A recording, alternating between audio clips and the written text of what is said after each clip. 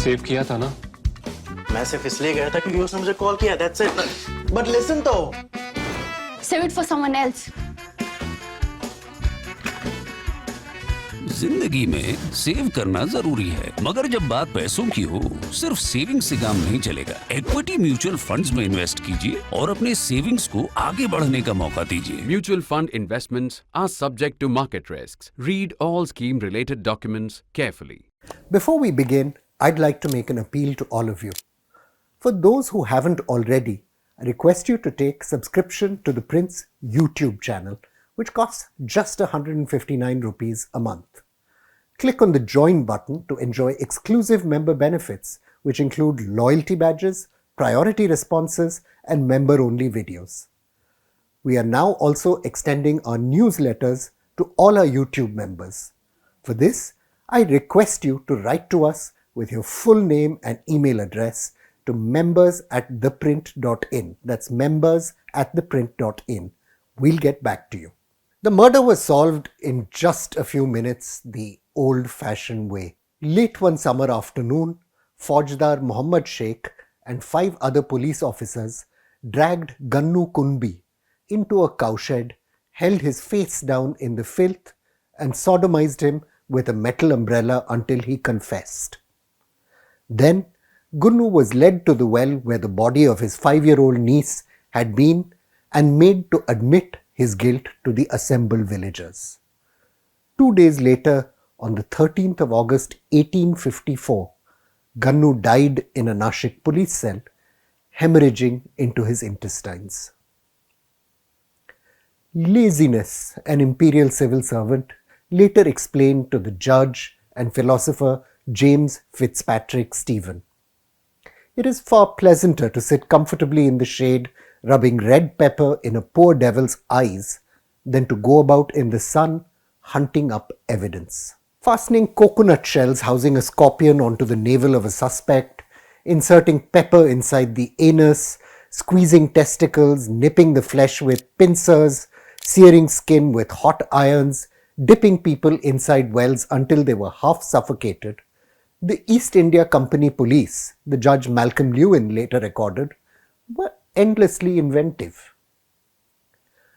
Last week, amid growing public anger over the murder of call center worker Shraddha Walkar, the Delhi police secured court permission to conduct narcoanalysis on her former boyfriend and alleged killer, Aftab Amin Poonawalla.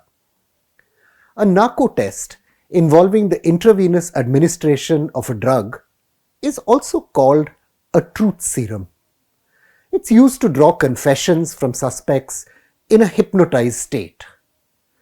Although the Supreme Court has made it clear that statements obtained under narcoanalysis cannot be used as evidence, and even mandated that informed consent from suspects must first be obtained, police forces in India have shown abiding faith that it can help when investigation runs into a wall.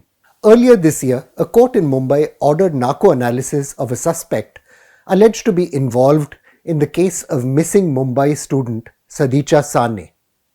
The Uttar Pradesh government had sought narcoanalysis of the family of a victim of a rape murder in Hathras in 2020.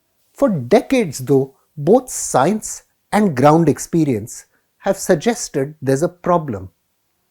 The intravenous administration of a drug by a physician in a hospital may appear to be more scientific than the drinking of large amounts of bourbon in a tavern, the psychiatrist John MacDonald warned way back in 1956. But the end results displayed in the subject's speech are no more reliable. Like torture, narcoanalysis is an excellent tool for extracting confessions. But a confession isn't the same thing as discovering the truth. What police forces in India are doing with narcoanalysis might be more humane than the things the East India Company police got up to, but it's no more scientific. Late in the 19th century, not many decades after Gannu's death in Nasik, the German chemist Ernst Schmidt isolated the drug scopolamine from the rhizome of a purple-flowered shrub growing in the mountains of Slovenia. For centuries, rural communities had known of the hallucinogenic properties of henbane, which was funnily blamed by the church for the orgiastic revels of witches. Early in the last century, injections of scopolamine began to be used to ease childbirth, and it did not take long for its hypnotic effects to be discovered. The small-town Texas doctor Robert House, scholar Alison Winter tells us, popularized the idea that scopolamine could be used as a truth serum by bringing about a trance-like state which induced confessions or made it impossible for suspects to lie. To House, as to some people now, this seemed a humane alternative to torture. The police, the doctor observed, go after confessions and get them, sometimes true, sometimes false, but they always get confessions. From an early stage, though, it was clear scopolamine was no magic tool to extract the truth.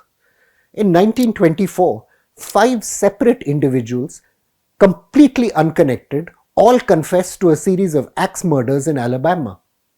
In another case in Hawaii, a chauffeur accused of kidnapping and murder confessed in one narcoanalytic session, then resiled in a second. Fortunately, it didn't matter because the police arrested and eventually convicted a completely different individual. Even where scopolamine registered success, its utility as a criminal investigation tool had limitations. In 1934, a man accused of killing his lover's husband was asked where he hid the murder weapon. He variously claimed to have thrown it in a river and to have hidden it among some heather. These were confusing answers since the gun had been found next to the dead body of the victim. The police later learned that the suspect was actually wanted for several other murders in Canada, but they never did secure a confession in the case they were actually investigating. Law enforcement in America, though, eagerly embraced more sophisticated drugs like sodium amytal and sodium pentothal as they became available later in the last century. For the most part, scholar James Michaelis has noted, medical professionals, though, became less enthusiastic about the results. A team of Yale scholars observed in 1953 that narcoanalysis had useful psychiatric applications, but it was not, I quote, a truth-telling device. Fantasies and facts became enmeshed in indistinguishable ways, while the team said there are offenders who are able to cover up their guilt even under the deepest narcosis. As early as 1963, the United States Supreme Court held the conviction of a murder suspect was vitiated by a confession that had been obtained through narcoanalysis. The practice all but disappeared, only once resurfacing in 2012 as a very controversial part of a defendant's effort to support his insanity plea. Law enforcement and intelligence communities in America pushed to be allowed to use narcoanalysis in terrorism cases after 9/11. The bid, scholar Jason Odesho writes, failed both because of the doubts over the reliability of the testimony that would be obtained, as well as legal concerns. Flailing in the face of terrorist bombings, Indian investigators, though, eagerly embraced narcoanalysis. After the train bombings that tore apart Mumbai in 2008, police used narcoanalysis in the hope of securing a breakthrough. The evidence that led to the conviction of the 7/11 plotters, though, has been challenged by credible independent investigators and even in charge sheets filed by the National Investigation Agency itself in other cases. Abdul Wahid Sheikh, who was acquitted of having participated in the 7/11 bombings, has alleged he was actually tortured during narcoanalysis and led to make false confessions. Just like torture, bad faith narcoanalysis has led to a succession of scandals.